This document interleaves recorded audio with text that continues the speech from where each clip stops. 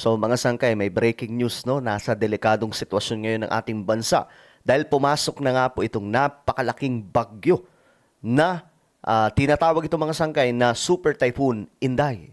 So ano nga ba ang gagawin ngayon ng mga Pilipino? Ngayong nakapasok na ba ito?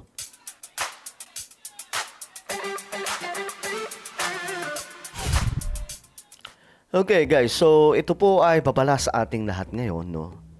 Na maging handa. Kasi nga po, hindi po biro ang kalaban natin ngayon. Ito po ay ang ating Mother Nature na kung saan nakabuo po ng isang malakas na bagyo dahil nga po sa patuloy na epekto nitong climate change, no? Dati nung wala pa pong climate change, nung hindi pa ganun kalala ang effect, mga maliliit lang po na bagyo.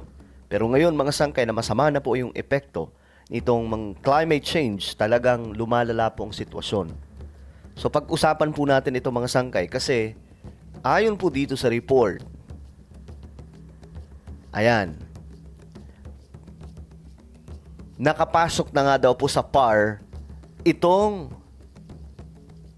bagyo na si Inday. Napakalakas na ito kasi sinlaki daw po nito mga sangkay itong yung bagyong Yolanda, and we all know naman paano nangyari mga sangkay, yung devastating na pagragasa nitong bagyong Yolanda. So ngayon, pag-usapan po natin ito. Anyway, bago tayo mag-umpisa, sa mga hindi pa po dyan nakakapag-subscribe sa ating YouTube channel, makikita nyo po yung subscribe button sa baba ng video na to. I-click nyo lamang po yung subscribe, i-click ang bell, at i-click nyo po yung all. Sa mga nanonood po sa Facebook, i-follow nyo po yung ating Facebook page. So, diretso po tayo mga sangkay. Ito po yung balita ngayon. Marami po ang naglabas ng information. Gaya po nito, itinaas na po sa signal number 1. Wala pa po ito, nasa karagatan pa po ito mga sangkay, no? Actually, parang hindi nga po yung mata nito tatama sa Pilipinas. Pero so, sobrang laki niya. Napakadelikado po. Especially mga sangkay sa Luzon. So marami po, ayon po dito sa balita, mga sangkay, mga ahensya ng gobyerno naka-alerto na sa bagyong Inday.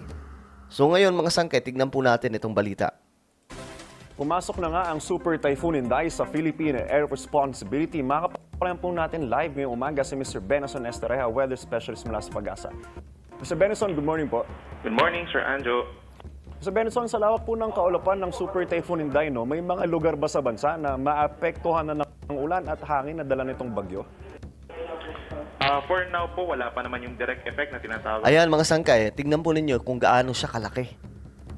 Alam nyo, ano lang din talaga, mapalad lang ang Pilipinas, no? Kasi hindi po dito tumama talaga sa gitna.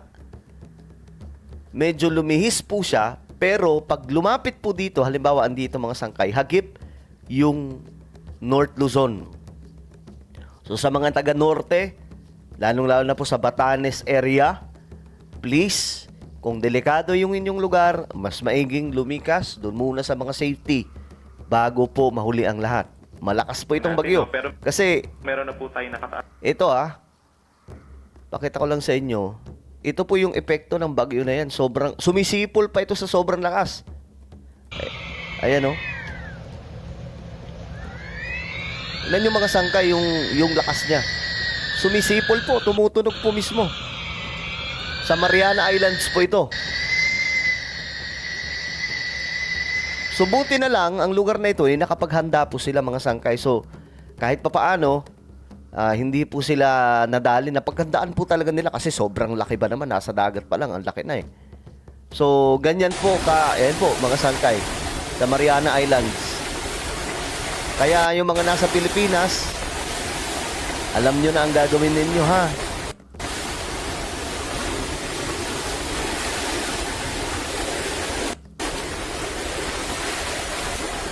Ang lakas nito, pambihira. So ngayon, mga sangkay, tingnan po natin ang information about dyan. Taas ng babala sa hangin bilang isa. Dito po sa may Batanes, Cagayan, northern and central portions of Isabela, Apayao, eastern Kalinga, northern Aurora, at saka po sa northern and central portions of Catanduanes. Pero Ayan, mga sangkay, signal number 1, yun nga sinasabi ko po, mga sangkay. Wala pa po, daplis pa lamang po ito. Ito pa lamang po yung mga nakikita natin, mga sangkay, sa mapa natin. Wala pa po talaga yung tipong didikit dito. Kung didikit na po siya, malamang hindi lang po ito signal number 1. Kasi sobrang lakas ng bagyong ito. Kaya naman, yung mga kababayan po natin, dyan po sa Batanes, no? Lahat po ng mga lugar, mga sangkay, sa norte, mag-iingat po kayo. Ayan po, ito po yung mga listahan, mga sangkay, ng mga posibleng, signal number 1 na nga po sila doon, mga sangkay. Pero mararamdaman pa po yung hangin starting po tomorrow. And yung mga pag-ulan sa ngayon po is dahil sa southwest monsoon, particularly dito sa western sections ng Southern Luzon, Visayas, and Mindanao. So Benison, ito siguro yung... Yan, no? Tignan nyo naman mga sangkay kung ano kalaki yan.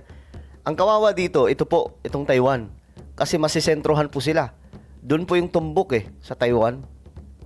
So, ang liit po mga sangkay, para po silang, alam nyo, matanga lang po yung Taiwan. So, sobrang laki nitong bagyo. Pinakatinatanong ng mga kapuso natin, no? Mababa pa rin ba yung chance na mag-landfall itong si Super Typhoon Inday? Yun. Yes po, Magandang tanong. consistent pa rin doon sa mga nagdaan nating track. We're seeing na ito po ay lalapit lamang ng bahagya dito po sa may extreme northern Luzon, around 400 to 500 kilometers from the center. And then eventually po patungo ito sa pagitan po ng Okinawa, Japan, and Taiwan sa Friday. Malakas ba yung paghatak nitong ni Super Typhoon Inday sa hanging habagat, Mr. Benison? Yes, technically, magiging malakas po yung pag-enhance nito ng southwest monsoon. So, ibig sabihin, yung mga lugar po na malayo naman sa bagyo, posible pa rin po makaranas ng malalakas po na ulan. By tomorrow, itong Occidental Mindoro, Antique, Negros Occidental, and Palawan, posible po yung hanggang 100 millimeters na dami ng ulan. Ito yung mga nagpapabaha po ng mga pag-ulan. And then, pagsapit po ng Friday, mas marami pang lugar actually from Zambales, down to Mimaropa, Cavite, Batangas, Western Visayas, Negros Island region na magkakaroon din ng matinding ulan at maaari na yung magdulot ng mga pagbaha at landslides. So Benison, So, ang crucial mga sangkay, nasa Friday. by Friday, medyo palabas na ng PAR itong si Super Typhoon Inday. Hanggang kailan kaya nito aatakin tsaka palakasin itong hanging habagat? Ang nakikita po natin by Friday, yun yung time kung saan pinakamalapit siya sa may Batanes. And then Saturday po ng madaling araw, yung tinasang lalayo at palabas ng ating PAR pagsapit po ng Saturday morning. However, we're seeing po na pagsapit pa ng Saturday, mag-extend pa yung mga pag-ulan natin dulot sa habagat at maaaring maapektuhan na po itong mga areas na nasa Western Luzon, from Ilocos region, pababa pa rin po ng Zambales, Bataan, posible magkaroon pa rin ng mga paminsan-minsang malalakas po ng mga pag-ulan. Even Metro Manila, ang peak ng mga pag-ulan natin is Friday and Saturday hanggang dito sa may pating Western Visayas. Magandang umaga at Okay, so ayan po yung bagyo na yan mga sangkay. Malaki po ito. Wag pong papakampante, okay? Delikado mga sangkay. At thank God kasi hindi po tayo nasentruhan. Ang sisentro mga sangkay papuntang Taiwan at ilan pang mga bansa. So, mag-iingat po yung mga nasa gilid po ng ilog, yung mga delikado, yung mga pwedeng ma-landslide. Likas muna kayo. Mas okay na yung safety, no? Safety first, mga sangkay. Alright? Ano po ang inyong opinion? Comment down below. Meron tayong YouTube channel. Ito po ay Sangkay Revelation. Hanapin nyo po ito sa YouTube ngayon din. Kapag nakita nyo na, i-click nyo po yung subscribe, i-click ang bell, at i-click nyo po yung all. Ako na po ay magpapaalam. Mag-iingat pong lahat. God bless everyone.